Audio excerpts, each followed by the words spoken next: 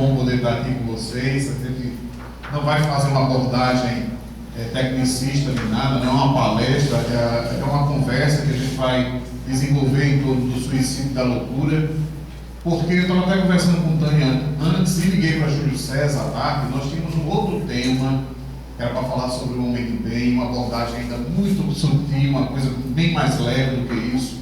E deitamos à tarde e acordamos com a sugestão da espiritualidade para fazer uma abordagem sobre esse tema. E eu disse, Júlio, eu estou preocupado, porque o tema não é fácil da gente lidar com essas questões, né?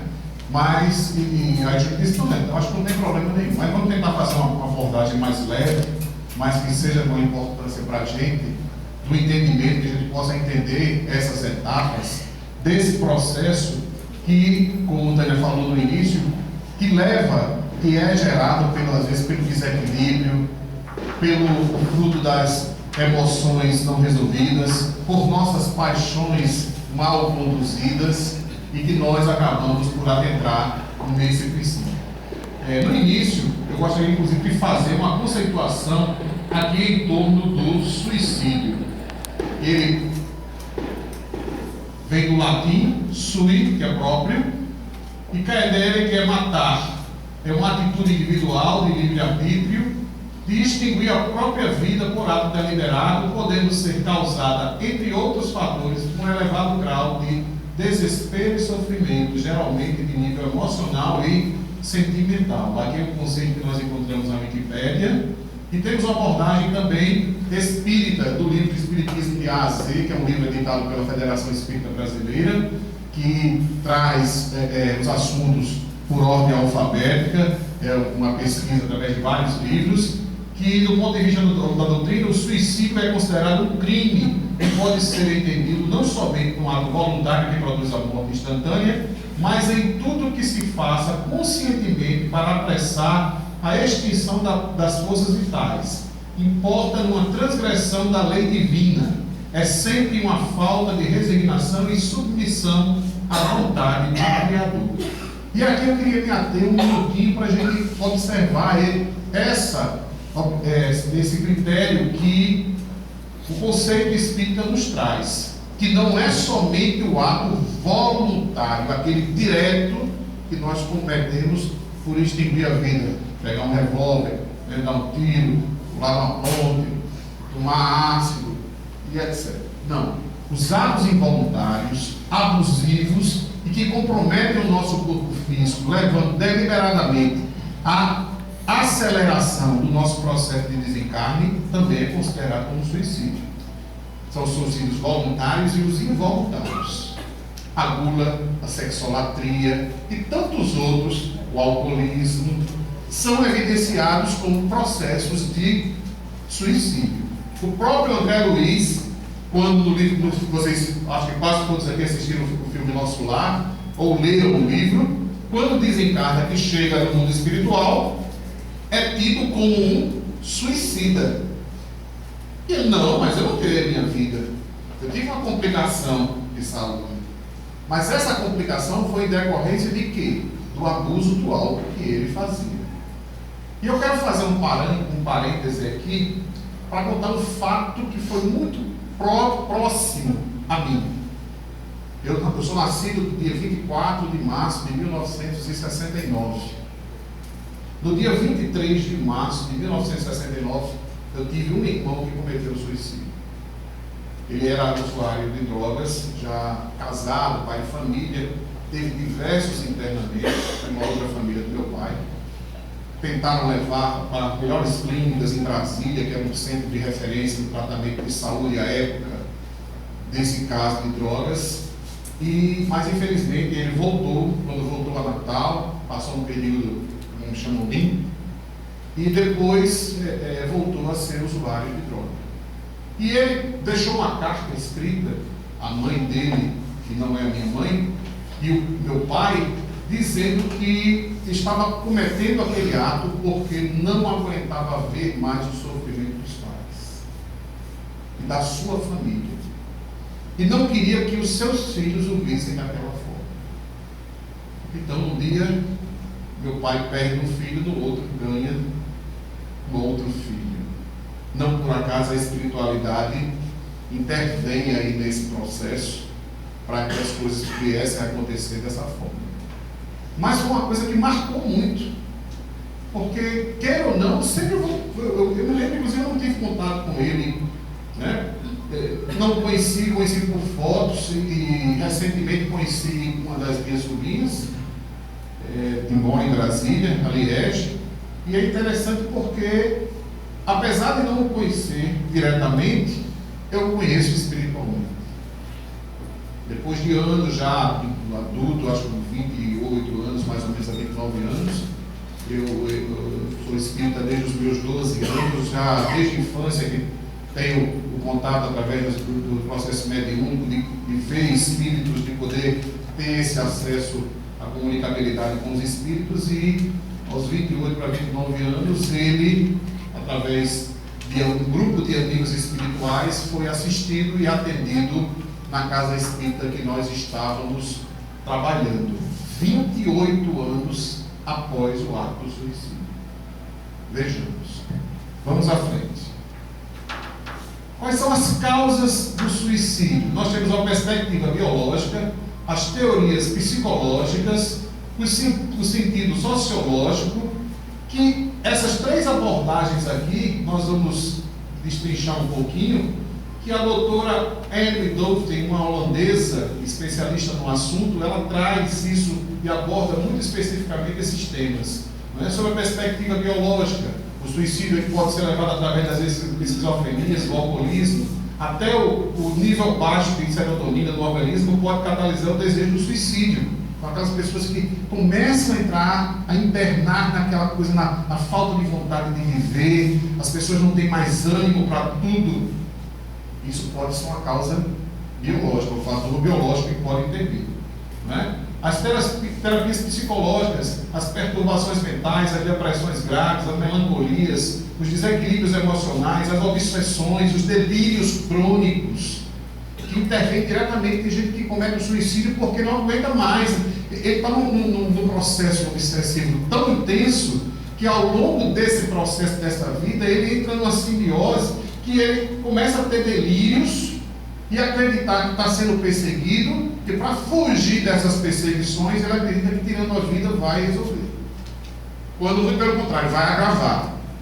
Vai existir um agravante aí, porque se no corpo físico ele está sendo perseguido, está sofrendo essas influências espirituais diretas, desencarnado a coisa vai complicar ainda mais. No sentido sociológico, existem os suicidas egoístas, que são aqueles que cometem o suicídio para não sofrer mais. E esse sofrimento, ele é diverso, desde sofrimentos emocionais, ligados às causas, às relações sociais, pessoais, familiares, até mesmo as questões que ele vivencia no trato da sua vida, do seu trabalho. Então ele acha que está enfrentando um processo de saúde muito grave, então, para não sofrer, ele comete o suicídio. Tem o suicida altruísta, que para não dar trabalho aos outros, então ele diz assim, eu não quero dar trabalho a ninguém, então para não fazer ninguém sofrer, eu vou cometer o suicídio. Deixa que ele está propiciando esse sofrimento. Porque se, observem, meus irmãos, se a gente no dia a dia do trato dos nossos familiares, quando a gente recebe a notícia do desencarne de um irmão, mesmo tendo todo o esclarecimento que possamos ter, a gente sofre, a gente sente. O espírita não sofre, não sente? Sente. Sofre sim, porque é a convivência, é todo um processo, é um envolvimento, é um parente que está ali, que desencarna, e a gente sente a saudade. O que a gente não tem é o apego pela materialidade. A gente não pode ter esse apego, mas sentir saudade é natural, chorar é natural. E eu vivi isso de uma forma diferente. Quando meu pai desencarnou, eu tinha 14 anos de idade. Eu passei 5 anos para chorar a morte do meu pai. Porque eu dizia que eu era espírita e espírita não chorava. No dia que eu chorei, eu adormeci soluçando.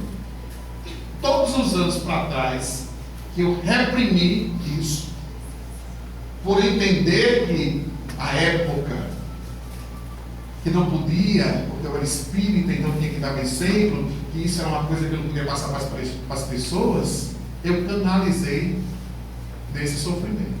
Então é interessante a gente ver isso. O suicida anônimo, por causa dos desequilíbrios e ordem econômica e social. Lembram do confisco que foi feito pelo doutor presidente Fernando Collor de Mello, né? Que confiscou a poupança. Como era o nome da ministra? Zélia Cardoso de Mello. Pelo povo, pessoas. Muita gente cometeu suicídio.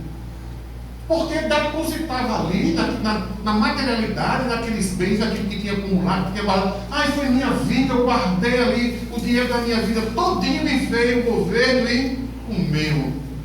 Você não tem que jeito do Banco do Brasil, a gente ouvia muito, quando dizia assim, a máquina comeu meu dinheiro. E a gente via senhores e senhoras passando mal. Doentes, imagina as pessoas que cometem o suicídio em virtude disso, porque diz que acabou a vida. É aquele empresário que passa por uma dificuldade financeira, envereda no apego à materialidade, porque tinha um status social, porque tinha uma condição de vida diferenciada. E o que é que vai acontecer com ele? Vai tirar a vida. Porque ele não aceita a condição momentânea que ele está enfrentando. Ele não aceita a condição de ter que passar por aquele aprendizado. É o anônimo. É isso? Vamos à frente.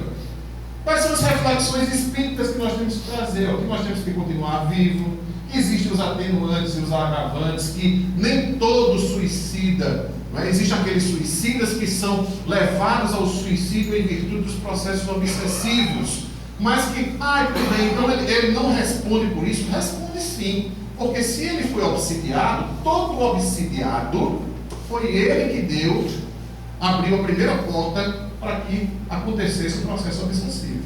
A gente tem que ter consciência disso. Desde a simples obsessão, aquela proximidade, as influências negativas que começam a minar a nossa mente, encontra uma brecha, se estabelece, passa para o processo de fascinação, depois para o processo da obsessão, da subjugação, aonde praticamente nós somos manipulados pela espiritualidade.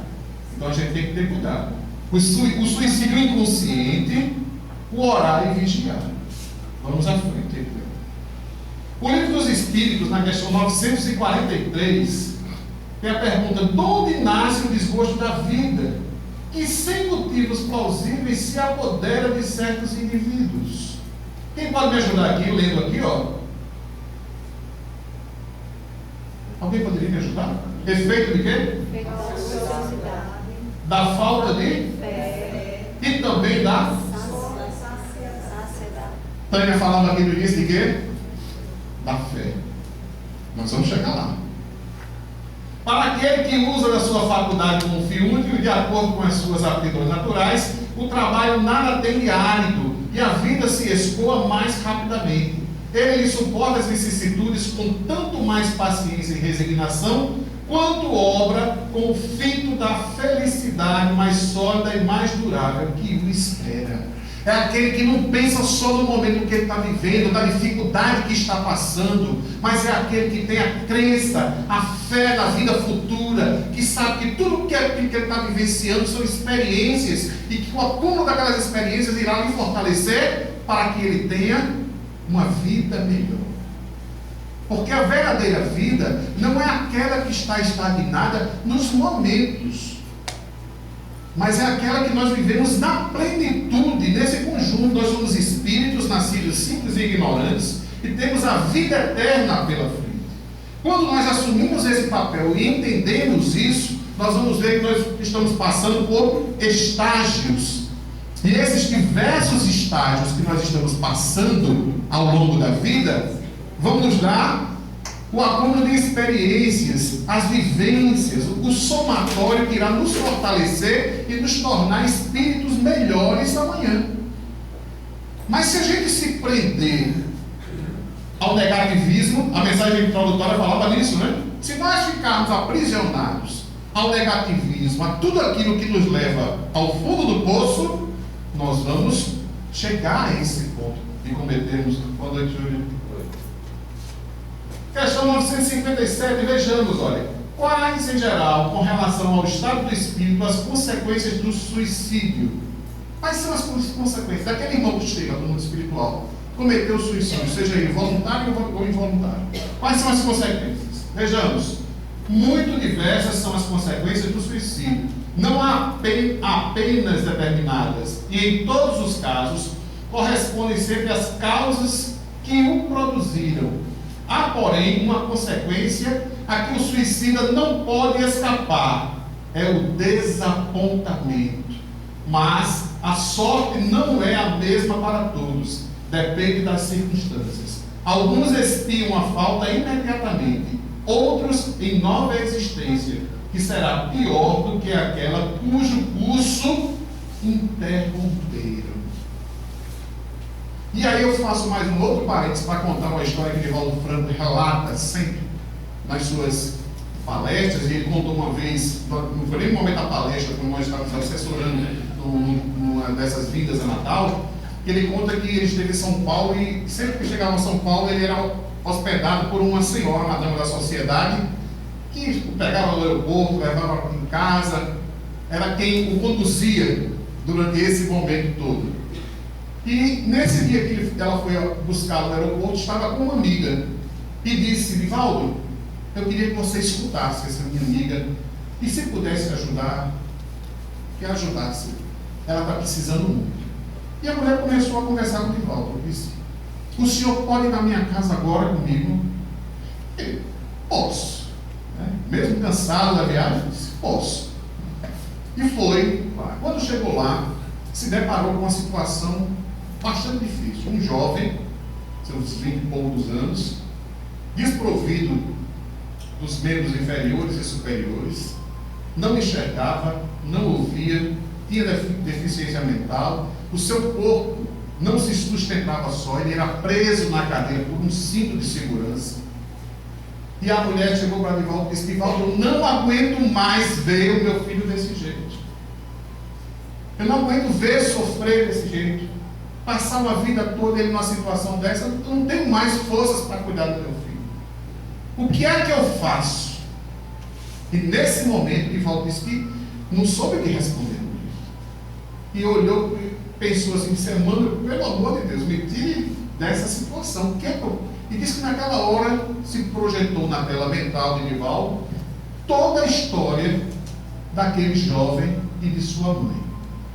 Aquele jovem que estava naquela cadeira aprisionado, por várias e várias existências, cometeram suicídio porque se apaixonava por aquela mulher que hoje era sua mãe, por aquele espírito, e como não tinha um amor correspondido, ele se suicidava. E nessa existência, ele veio desprovido de toda a capacidade que pudesse levá-lo a cometer um suicídio, para que fosse quebrado esse ciclo vicioso de suicídios e viesse também como filho daquela mulher, para que ela pudesse aprender a amá-lo. Vejamos que situação também. E ali se vislumbra uma situação diferente. E Divaldo disse que, a Emmanuel relatou, disse que mesmo naquela situação, a vontade daquele espírito era se jogar dentro da piscina.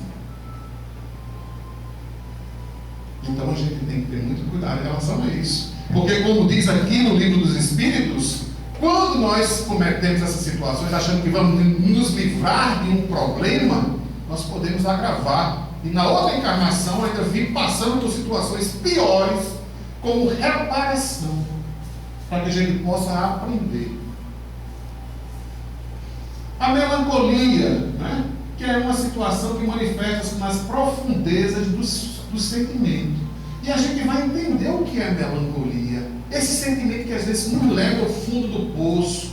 Muitas pessoas, através da melancolia, entram nos processos depressivos, entram nessas situações que a gente chama de sofrimento, o sofrimento sentimental, que às vezes é até maior do que o próprio sentimento físico, porque o sofrimento físico ele pode ser superado por uma medicação, ele pode ser superado por uma situação que você possa contornar, mas o sentimento, o nosso sofrimento, aquele passional, é muito difícil da gente enfrentar, se a gente não souber passar por eles, né?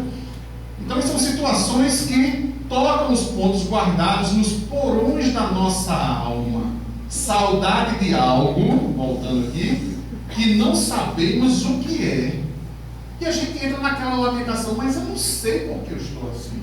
Eu não sei por que eu estou sofrendo. É uma tristeza profunda. Eu não entendo. Eu tenho tudo. Eu tenho um bom trabalho, eu tenho uma boa situação, eu tenho meus filhos que eu amo, mas eu estou mergulhado nessa melancolia.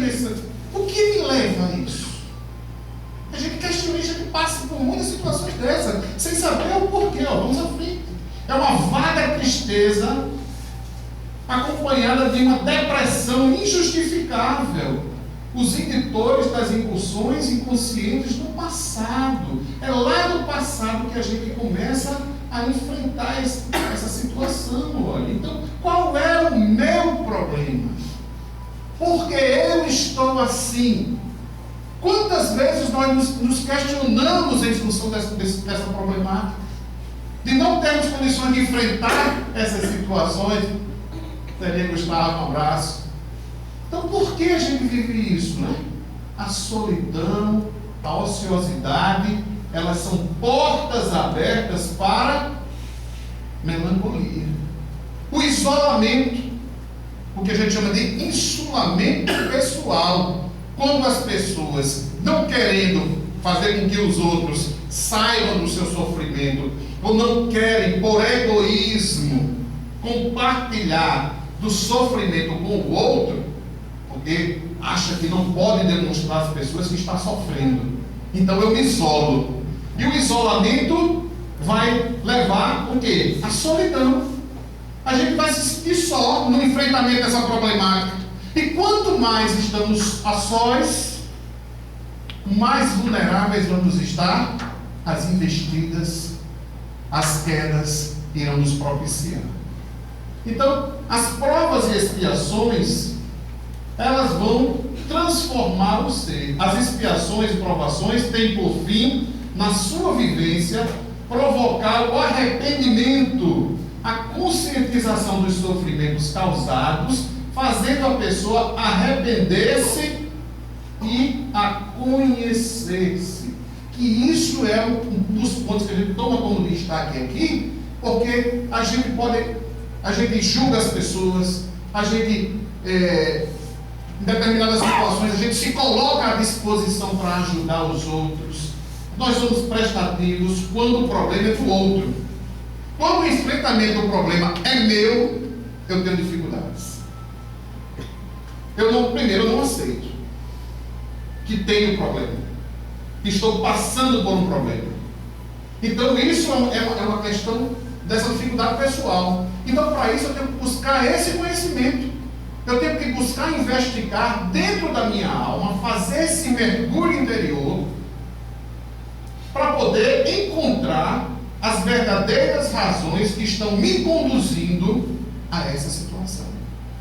A partir daí eu começo a encontrar um norte, uma direção segura, onde eu posso, através do tratamento espiritual, em conjunto com o tratamento médico espiritual, do auxílio de um psicólogo, do acompanhamento de um médico, de um psiquiatra, porque eu me lembro muito bem agora de um colega nosso, que nós acompanhamos o filho dele a um hospital psiquiátrico, e o médico conversando com ele disse: mas eu não sou doido.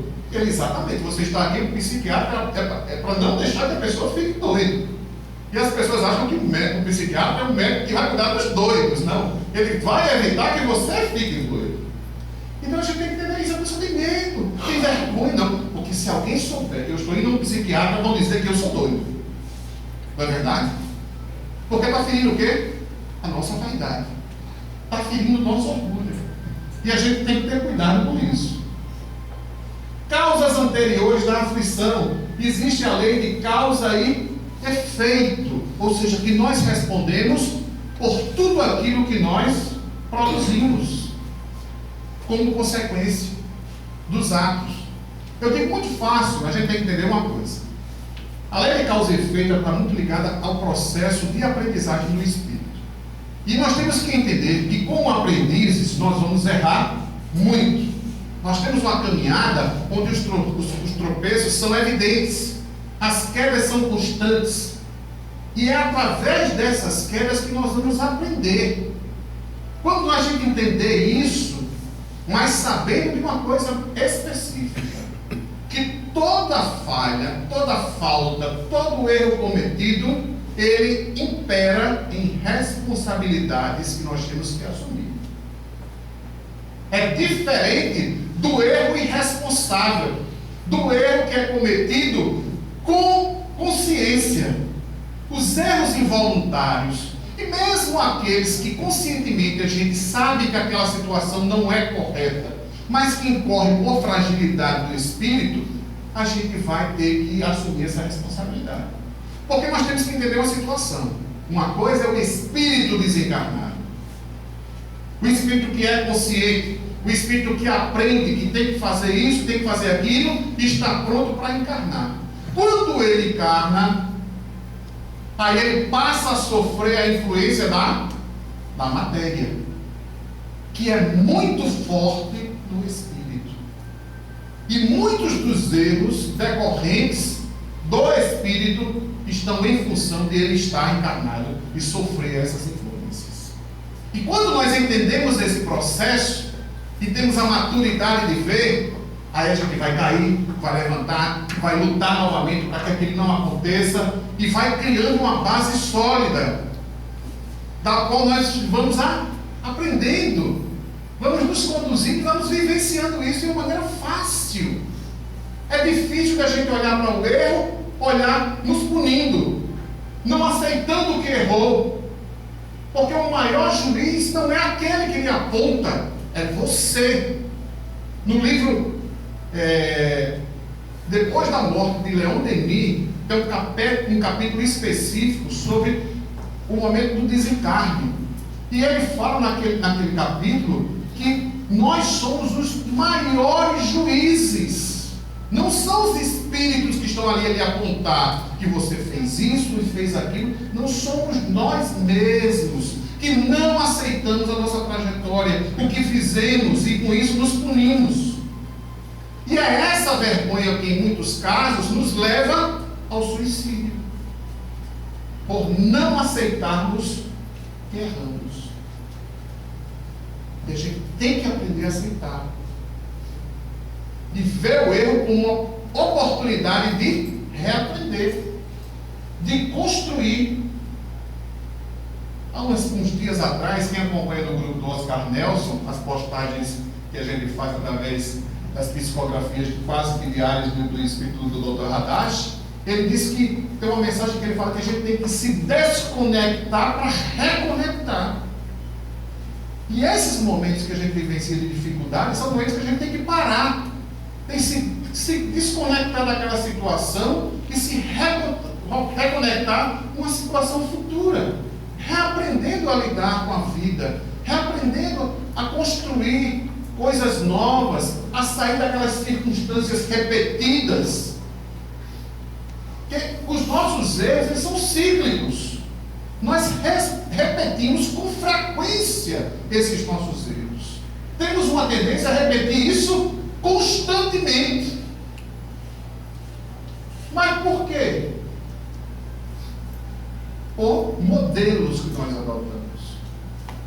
Vamos aqui que tem muita coisa. Então, temos que aprender pelo amor ou pela dor, sofrer com resignação, e a resignação é a aceitação de tudo aquilo que a gente vivencia.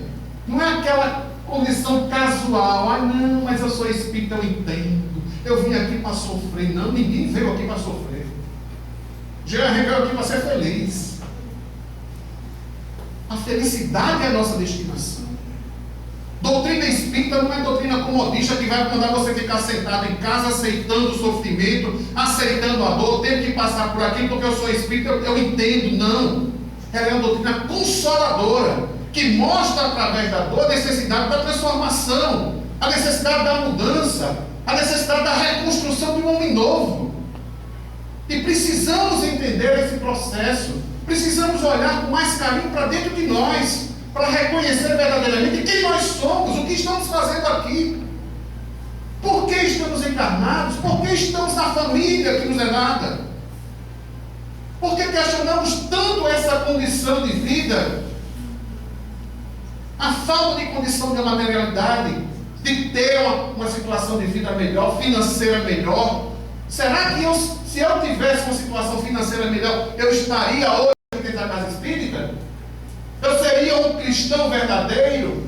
Eu estaria aprendendo através do olhar no outro, da convivência fraterna, dessas mudanças que são necessárias na vida da gente? Precisamos pensar um pouquinho, enxergar além da própria condição e ver que a vida é muito mais ampla, que precisamos aprender com ela.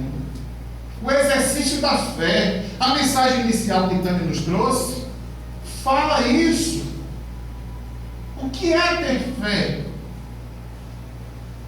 A nossa fé é a crença no palpável, é a crença no imediato, quando deveria ser a crença na vida futura, deveria ser a crença na existência e sobrevivência do Espírito após a morte, de sabermos que temos a oportunidade de encarnar e reencarnar várias vezes, com misericórdia divina, para crescermos espiritualmente.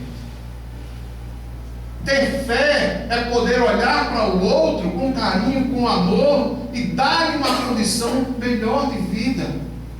É sair da nossa zona de conforto, que é muito fácil a gente praticar a caridade, fazer um trabalho assistencial, quando aquilo é abundante, quando nós temos fácil para dar, quando às vezes as pessoas precisam apenas ouvir.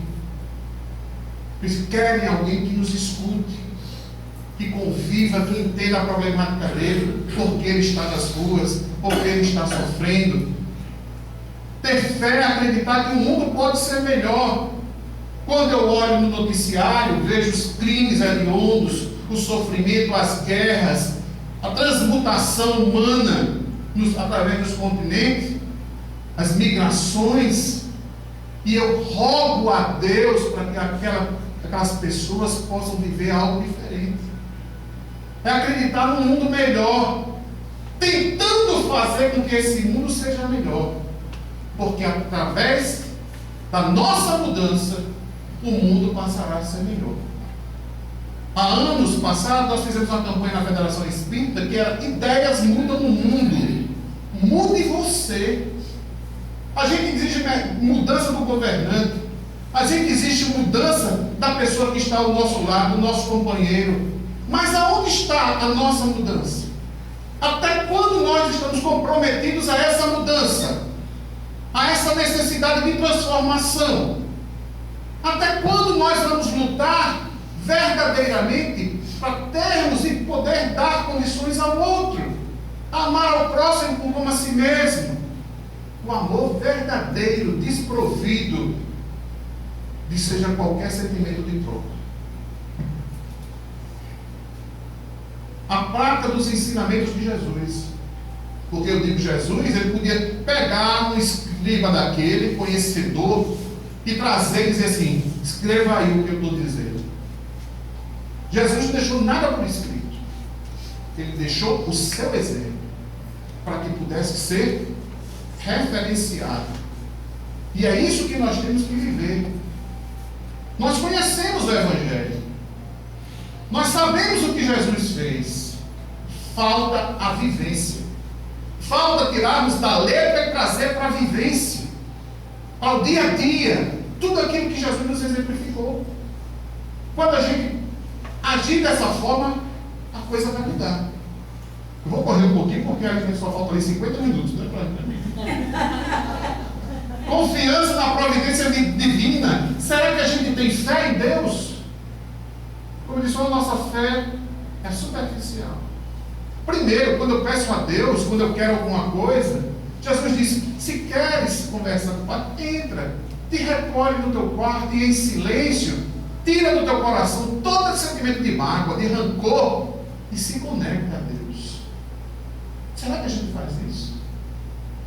Primeiro a gente diz assim, ó, Deus, se você me der um benefício de poder eu conseguir isso, Deus, aí olha, eu vou fazer, viu? Aquilo, eu vou fazer assim, isso. A gente está barganhando com Deus. Aí diz assim, Deus, eu não acredito em Deus, porque no momento que eu mais precisei, Deus não me deu. Se Ele não lhe deu, é porque você não tinha condições de ter. Não era o seu momento. Muitas vezes Deus está privando de você, protegendo você de uma situação pior. A gente tem que ver que o tempo não é o nosso, o tempo é o de Deus. As tribulações são as expiações do passado, que recebem nelas merecido castigo, e provas com relação ao futuro que elas reparam. Interessante. Ó. Causas atuais das aflições. Eu vou pular isso aqui, né? Porque a gente já falou aqui sobre essa questão. E o que pode ser feito? A mudança do clima psíquico. A questão que falava aí do pensar. O que a gente pensa plasma, mas o que plasma acontece. Se eu plasmo e penso que minha vida é desgraçada, é sofrida, né? Eu me coloco na condição de coitadinho, a minha vida vai ser sofrida. A minha vida vai ser difícil. Porque eu estou criando esse psiquismo em torno disso. Quando eu deveria ter gratidão. Quando tu cantas alegre e feliz, te lembra de agradecer, não é isso?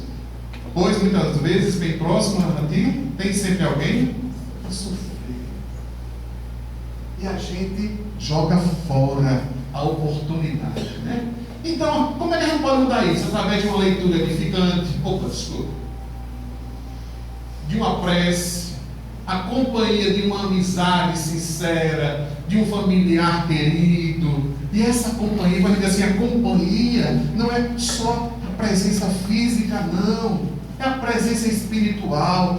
Que se nós sintonizarmos, nós vamos ver que dioturnamente os nossos familiares, os nossos amigos espirituais estão ao nosso lado, estão a estender as mãos, estão a nos abraçar, nos envolver, a nos orientar e guiar. Mas o nosso padrão vibratório está numa outra faixa, em uma outra sintonia. E a gente precisa exercitar isso aqui, diariamente, fazer algo diferente que desejava há muito tempo, mas nunca teve oportunidade. A vovó do Rio Grande do Sul, que aos 94 anos saltou de paraquedas, sempre quis a minha vida toda pular nesse negócio, ela disse. 94 anos de idade pulou. Nem o médico dela, o cardiologista, eu queria deixar. Ela disse, meu filho, se eu morrer, eu vou morrer feliz. Deixa. Fez o primeiro, o segundo, o terceiro, 5 saltos. Vamos fazer aquilo que a gente quer. Vamos lutar por coisas, pelas nossas conquistas. Vamos sair do mundo dos sonhos, do idealismo e passar para o mundo concreto e real. Que se efetiva através do nosso trabalho, do nosso esforço, da nossa transformação. Precisamos lutar por essa vida melhor, por esse mundo melhor. Dedicar-se a dar alegria a alguém, sem exigir absolutamente nada em troca.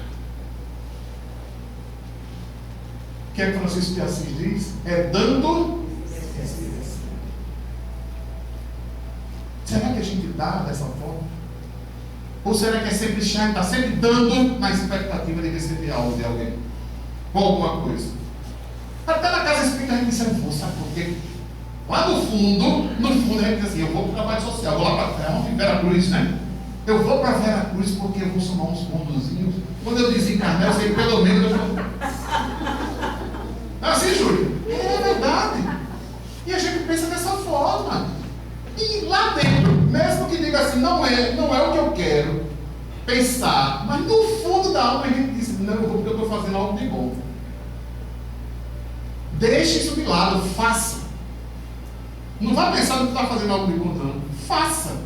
Simplesmente faça. Buscar na memória momentos da vida em que se sentiu extremamente feliz, olha. sinto uma extrema felicidade. A gente só vasculha a nossa mente, o nosso baú mental, para puxar coisa ruim. Não é verdade? A gente vai lá e vasculha e levanta uma coisinha, cheio de poeira, a gente lá, abandonando. Vamos vasculhar as coisas boas. Aí diz assim, a felicidade não é desse mundo. É. Olhe a sua volta. Olhe para a sua vida. Olhe para o que você já recebeu. Esqueça tudo que ficou para trás de ruim. Não é aquela questão de jogar no esquecimento, não. Né?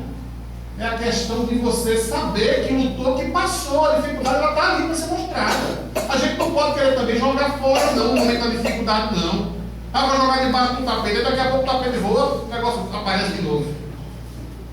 Não pode ser assim. Temos que ter uma visão diferenciada. Quais são as reflexões espíritas que a gente tira disso? A ideoplastia do pensamento. No livro Mecanismo da Mediunidade, André Luiz diz o que a gente pensa plasma e o que plasma acontece. Já recebi o cartão vermelho. Já. Né? Rapidinho, vai encerrar. As dores póstumas de um suicida. No livro Memória de um Suicida, quem leu já, de sua amiga Ivone Pereira, vai ver que lá o suicida sofre pelo que fez. Porque existe uma série de corresponsabilidades advindas do seu ato. Então temos que evitar esse tipo de postura.